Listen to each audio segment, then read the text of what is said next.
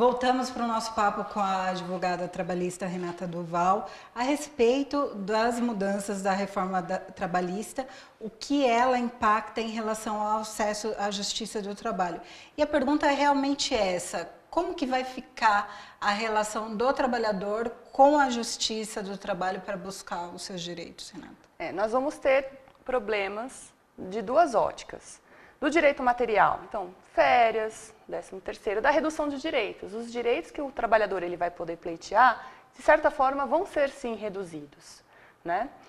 Por conta do banco de horas instituído, por conta até do adicional de insalubridade, que ficaria a cargo da empresa dizer se ali tem insalubridade ou não, né? Já teria uma redução de direitos aí. Outra questão é que a reforma ela traz, no acesso à justiça em si, o trabalhador que ingressa com uma ação trabalhista. Hoje, se ele perde a ação e ele tem a justiça gratuita, ele não paga os honorários do perito e também não paga honorários para o advogado da parte contrária. A reforma ela quer modificar esse texto. Ela quer que o trabalhador, mesmo que ele seja isento ali pela justiça gratuita, que ele não tem condições de arcar, né, com as taxas do processo e tudo mais, que ele arque. Vamos colocar que ele perdeu em parte uma ação, ganha uma parte e perde a outra. Nessa hipótese, se ele teve ali um perito que ele perdeu aquela perícia, ele vai pagar os honorários do perito e ele vai pagar sobre a parte que ele perdeu honorários para o advogado da parte contrária. Agora, se ele perdeu a causa inteira e não tem uma outra ação para fomentar esse pagamento, sim, aí ele seria isento. Então, a reforma ela também traz essa outra preocupação de certa forma, acabar inviabilizando o acesso da pessoa. Porque a pessoa já está desempregada, né? Sim, mas que tipo de visão está sustentando esse tipo de medida? É uma visão de que o trabalhador, ele sempre age de má fé? Sim. Até no texto do começo da explicação ali, que eles falam o motivo da reforma, eles colocam que o trabalhador ele acessa o judiciário muitas vezes sem ter direitos. Eles falam que o advogado ingressa pedindo coisas a mais do que o trabalhador teria um direito e colocam a culpa no advogado também. Então, por conta disso, eles querem, de certa forma, penalizar o trabalhador que ele não ganha certa parte da ação. Só que a gente que está na prática, a gente sabe, às vezes ele não ganha, não é porque ele não tem o direito em si. Às vezes ele não levou testemunha, ele está pedindo hora extra, não levou testemunha, fica muito difícil ele conseguir provar o direito. Ele pode até ter feito as horas extras, mas às vezes ele não ganha não por culpa dele, sim, mas porque ele não conseguiu provar. E nessa situação ele seria, de certa forma, penalizado. Então isso vai acabar inviabilizando o acesso, porque o trabalhador ele vai ficar temerário. Quando ele souber disso, ele vai ficar com medo, ele vai falar, eu vou entrar e se eu não ganhar ainda vou ter que pagar?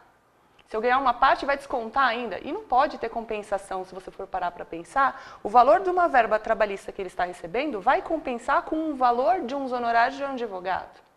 O Senado tem uma emenda também nesse sentido, para que o empregado que tenha deferido a justiça gratuita não tenha que arcar com esses valores, que a União que arque. Em caso de ele perder uma parte da causa ou perder a causa inteira. Mas é uma questão também difícil de passar, porque um dos viés das reformas é diminuir gastos, né? Uhum. E outra mudança também vai no sentido de impedir ou dificultar o trabalhador de ter acesso às verbas rescisórias no momento de uma sociedade que muitas vezes tem 3, 4 sócios e um sócio deixa essa sociedade. Vamos ser mais concreta. Por exemplo, eu saí de uma empresa que tinha 3 sócios e essa empresa não está querendo me pagar. Eu posso ir atrás desse sócio que saiu. Hoje. Hoje, como funciona? A gente aplica o Código Civil. O Código Civil diz o seguinte, que a gente pode buscar os bens desse sócio retirante, né, aquele que saiu da empresa, desde que no prazo de 2 anos. A reforma ela meio que repete esse texto. Ela coloca o prazo de 2 anos também. Só que o problema prático de tudo isso qual é? Na execução trabalhista, os 2 anos conta da data que ele saiu daquela sociedade. Só que até você chegar na fase de execução de um processo, muitas vezes demora muito mais que 2 anos. E quando você chega lá, você já não consegue atingir aquele sócio. Então hoje já é complicado. Porque as empresas que estão de má fé, e não são todas, né? Algumas que estão de má fé, o que elas fazem? Elas têm a figura do sócio laranja. Então, você tem o sócio, aquele que tem o poder econômico mesmo, e ele coloca, às vezes, abre uma sociedade com laranja. Quando ele vê que vai mandar todo mundo embora, que não vai pagar ninguém, já para fraudar os direitos, o que ele faz? Ele se retira da sociedade, a empresa fica aberta mais um pouquinho de tempo trabalhando ali, quase os 2 anos, para não pegar a responsabilidade dele. E aí, depois, esse sócio laranja, que não tem nada no nome, demite todo mundo. E aí você fica com aquela ação que você ganha e não leva. Né? E a gente vê muito na Justiça do Trabalho esse tipo de execução. A lei acaba limitando a 2 anos. O ideal seria que viesse uma reforma para que o sócio que participou daquele contrato de trabalho, que ele respondesse sim por aquele trabalho. Até porque o trabalho trouxe lucro para ele durante aquele período que ele estava na empresa. Então, a reforma ela vem para trazer já um texto que já existia, que já é aplicado, só que de uma outra legislação. Tem uma emenda no Senado também para alterar esse prazo, que o prazo não ser de 2 anos, e sim de 5 anos, respeitando a prescrição da ação trabalhista também. Vamos ver se ela passa para ampliar um pouquinho, né? A morosidade da justiça acaba trabalhando de forma favorável a quem quer agir de má fé. Agora, às vezes eu tenho o temor que aparente para quem está nos assistindo que a gente está se preocupando só com uma parte e não com a justificativa de que tem que gerar emprego, que tem que modernizar, que se a gente está sendo tão corporativista de um lado o sindicato, de outro os advogados trabalhistas, de que forma que a gente vai resolver esse bolo? Que reforma seria ideal? A gente já está partindo para o final, mas vou te apertar um pouquinho em relação ao tempo. Eu acredito que teria que ser ouvida toda a sociedade e não ser imposto uma reforma que vem lá de cima, né? Deveria, sim, ouvir o pequeno e médio empregador, porque as necessidades dele não estão sendo garantidas nessa reforma. Né? Deveria ter um tratamento diferenciado. Você não pode tratar uma pequena empresa como você trata uma grande empresa. Né? Essa reforma ela vai beneficiar muito as grandes empresas. O pequeno vai falar, mas para mim também, ok, você vai ser esmagado pela grande empresa. Né? Você não vai conseguir concorrer, ela vai ter mão de obra muito barata. Então, é necessário que hajam algumas reformas? Sim, mas para trazer proteção às relações de trabalho e não para destruir com aquilo que a gente já tem. Você pode dar um exemplo mais concreto em relação ao pequeno? Porque a nossa economia ela é feita por pequenos e microempresários. Como que esse empresário que hoje muitos, né, deve ter aquela visão de que eu tenho 3 funcionários, eu tenho um funcionário, ele saiu, me pôs no pau e só estão pensando nisso, em levar vida por conta de ação trabalhista.